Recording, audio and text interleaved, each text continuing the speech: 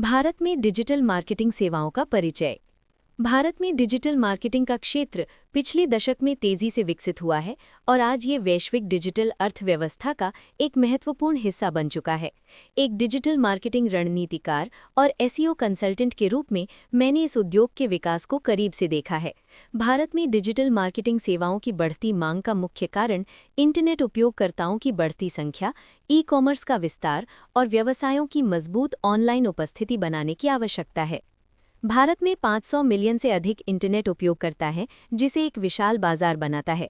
Digital marketing के माध्यम से कंपनियां अपनी ब्रांड पहचान बढ़ा सकती हैं, वेबसाइट ट्रैफिक बढ़ा सकती हैं और नए ग्राहकों तक पहुंच सकती हैं।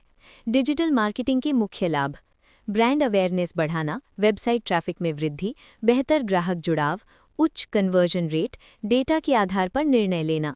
लेकिन बढ़ती प्रतिस्पर्धा के साथ सही प्राइसिंग रणनीति बनाना बेहद जरूरी हो जाता है। डिजिटल मार्केटिंग सेवाओं के प्राइसिंग मॉडल को समझना।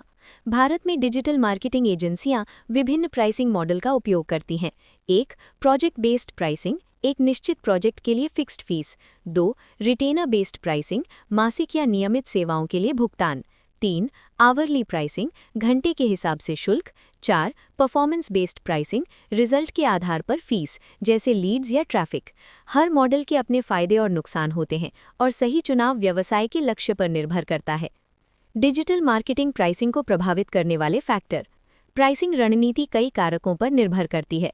आंतरिक फैक्टर, टीम का खर्च, तकनीकी टूल्स, एजेंसी का अनुभव।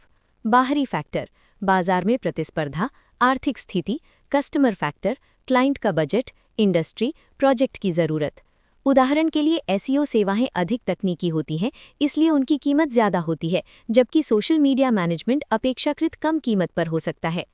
डिजिटल मार्केटिंग सेवाओं के लिए best practice.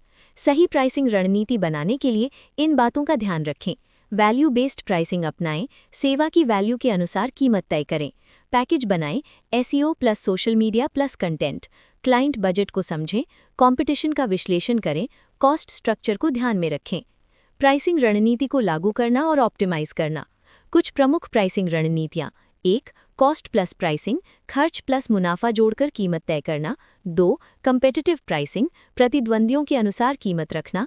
3. Value based pricing, client को मिलने वाली वैल्यू के आधार पर कीमत। 4. प्रीमियम प्राइसिंग, उच्च गुणवत्ता सेवाओं के लिए अधिक कीमत। सामान्य प्राइसिंग मॉडल: प्रोजेक्ट आधारित 50,000 से 2 लाख रुपए, मासिक रिटेनर 10,000 से 50,000 रुपए प्लस, परफॉर्मेंस आधारित, पैकेज आधारित। निष्कर्ष: भारत में डिजिटल मार्केटिंग तेजी से बढ़ रहा है और इसमें सफलता पाने के लिए सही प्राइसिंग रणनीति बेहद जरूरी है। एक प्रभावी प्राइसिंग मॉडल न केवल ग्राहकों को आकर्षित करता है, बल्कि व्यवसाय की आय और विकास को भी बढ़ाता है। यदि आप सही रणनीति, बाजार की समझ और ग्राहक की ज़रूरतों को ध्यान में रखकर प्राइसिंग तय करते हैं, तो आप इस प्रतिस्पर्धी बाजार में लंबी सफलता हासिल कर सकते हैं।